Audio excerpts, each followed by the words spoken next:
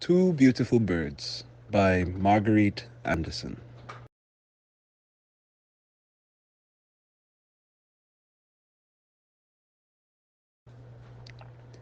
Two beautiful birds, like flocks of a feather, passed my way today. On golden wings, they flew above me and scattered warm shades on the sand. These beautiful birds, side by side, are always hand in hand. Their footprints left on my life is worthy of mention.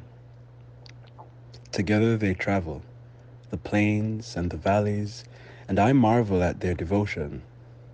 They remind me that true love is sublime and is capable of surviving the test of time. If they, by nature's fate, should ever separate, with a bated breath I shall wait for their heavenly reunion.